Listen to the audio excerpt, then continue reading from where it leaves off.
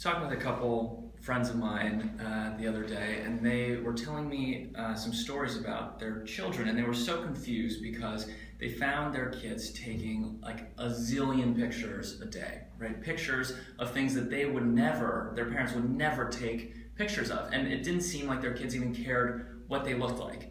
And it seemed like that was really a great way to explain what Snapchat is.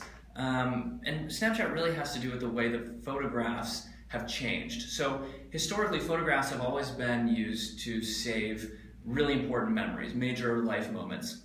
But today, with the advent of the mobile phone and kind of this idea of a connected camera, pictures are being used for talking.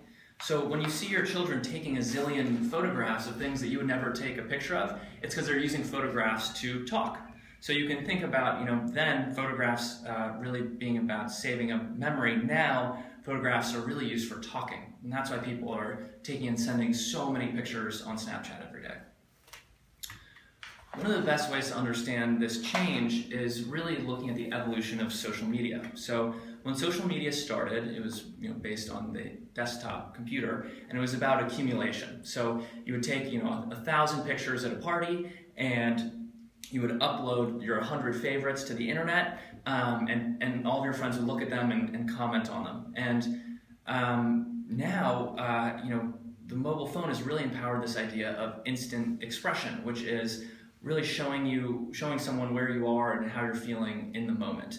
And this is important as it relates to identity, because really that's one of the things that's at the core of social media. And accumulation was really about this idea that identity is everything I've ever done. So you have all the pictures of everything you've ever done, and that's who you are as a person. But instant expression changed that, because instant expression says my identity is who I am right now. It says I'm the result of everything I've ever done, but I'm not really the accumulation of all of that stuff. This sort of brings us to Snapchat, and I thought it'd be helpful to kind of show the three screens of Snapchat and kind of explain how the app works, because it's really a result of those two things I just described. And Snapchat always starts with a snap. And you can kind of think about this the way that a word processor always starts with a flashing cursor. With Snapchat, in order to start a conversation, you need to take a picture. So we always start with the camera. And to the left of the camera, there's a list of all of your chats, all of your conversations. These are all the people you're sending pictures back and forth with. And when we started the service, obviously we only had these two screens, Snap and Chat. But more recently, we added a screen for watching people's stories. Stories are really interesting because they're basically a collection of snaps. So when you take a snap, you can either decide to send it to a friend or a couple friends, or you can add it to your story. And your story keeps all of your snaps from a day in chronological order.